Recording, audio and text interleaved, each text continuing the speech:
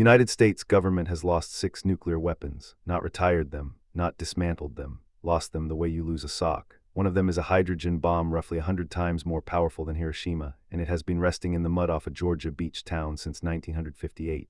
The military's official plan for it, reviewed and reaffirmed for over 60 years, is to leave it there. Number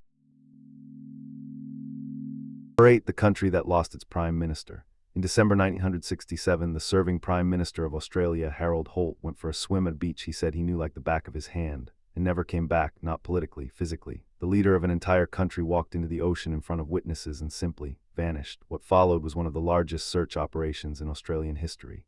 Navy divers, helicopters, hundreds of volunteers, and it found nothing. No body, no towel, no Prime Minister.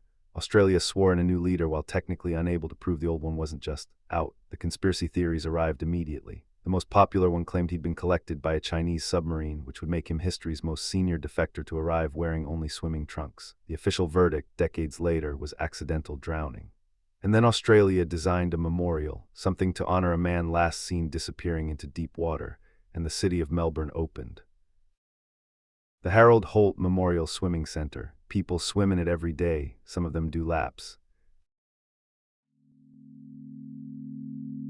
Number 7. The 50 million retirements. In 2007, Japan, country globally famous for precision, admitted that its government was holding 50 million pension records it could not match to any living owner. 5 decades of payments, filed so badly that the filing system itself forgot who the money belonged to. It happened during a computer upgrade in the 90s. Millions of paper records went in.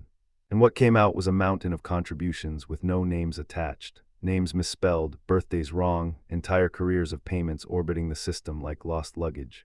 Actual retirees were told to prove they had paid into the system in the 1960s.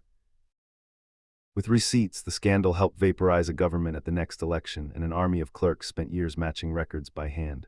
Years later, roughly 20 million still had no owner. Somewhere in Tokyo, there's a database holding entire working lives, waiting for people it cannot describe. Subscribing, for the record, takes 1 click, and unlike a pension, we can't lose it. Number 6. Half a country in the post. In 2007, the British Tax Office needed to send its child benefit database across the country to the government's auditors. The database held the names, addresses, birth dates, and bank details of 25 million people, nearly half the population of the United Kingdom. A junior official copied all of it onto 2 computer disks, dropped them in the internal mail, unencrypted and unregistered. And they never arrived, they have never been found. 25 million people's bank details are to this day, somewhere. The government searched post rooms, courier vans, and warehouses, then had to stand up in Parliament and explain that Britain's biggest data breach had been carried out by an envelope. The head of the tax office resigned. Banks spent weeks watching millions of accounts for suspicious activity. And the strangest part, the auditors had never asked for the full database. They wanted a small sample. Stripping out the sensitive data was rejected because it cost too much.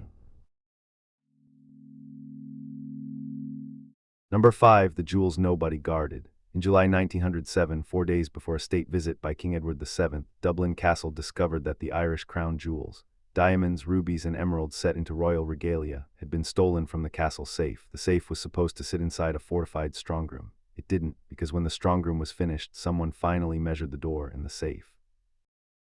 Didn't fit through it, so the most valuable objects in Ireland spent years parked in the library instead, protected by a safe with 2 keys, both held by one man.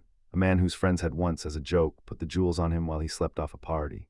He woke up wearing the national treasure, security. When the theft was finally noticed, there was no forced entry. Whoever did it used a key, took the jewels, and politely left the empty cases. The king was furious, the official in charge was fired, nobody was ever arrested, and the jewels have now been missing for over a century. The strongroom, presumably, remains excellent.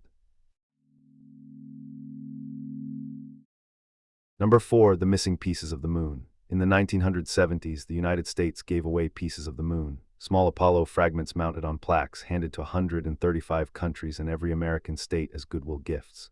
Roughly 270 went out. Today, according to the former NASA investigator who spent decades hunting them, about 180 are unaccounted for. Nations misplaced them in ways that read like a scavenger hunt written by an insurance adjuster.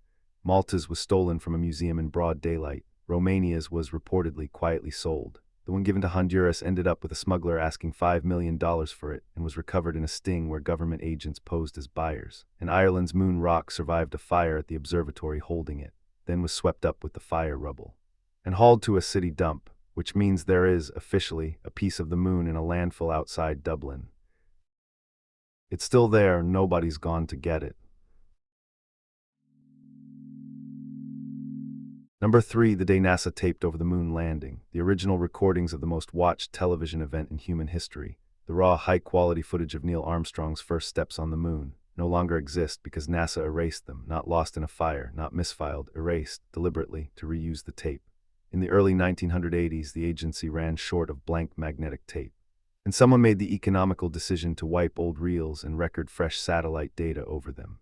Somewhere in the 200,000 tapes recycled that decade were, almost certainly, the originals of the moonwalk, footage far sharper than anything the world saw live, because the broadcast version had been created, essentially, by pointing a television camera at a monitor.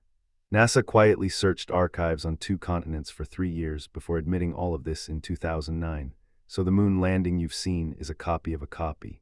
The best surviving version was rebuilt partly from recordings kept by a television network, which had taken better care of NASA's moon landing than NASA. Number 2, the recipe America forgot. In the 2000s, the United States began refurbishing its most important nuclear warheads and hit a problem. A classified material inside them, codenamed Fog Bank, could no longer be manufactured because everyone who knew how had retired and the records were incomplete. The world's most powerful military had lost the recipe for a component of a hydrogen bomb. The way a family loses a grandmother's soup recipe. The original factory had already been dismantled, so the government spent roughly a decade and, by official accounts, tens of millions of dollars, reverse engineering its own weapon. And here's the beautiful part. The new batches kept failing and engineers eventually worked out why. The modern process was too clean. The original material had contained an impurity. An accidental speck of contamination nobody ever wrote down, and the impurity was essential. The fix for America's nuclear arsenal was to study the dirt and put it back in. Our last video counted the most expensive mistakes in history. Paying tens of millions to remember your own recipe doesn't even crack that top 8.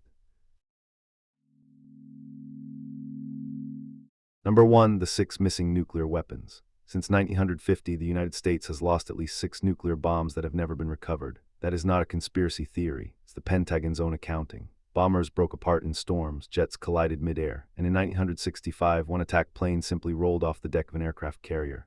Aircraft, pilot, and 1 megaton bomb gone in seconds into 3 miles of ocean.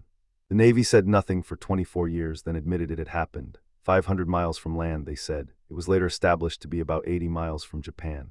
Japan had questions, but the most famous one is the hydrogen bomb from 1958. Jettisoned off Savannah, Georgia after a mid-air collision, hunted for 9 weeks by the Navy and never seen again. It is still down there, somewhere under the mud of a shallow sound where locals go boating.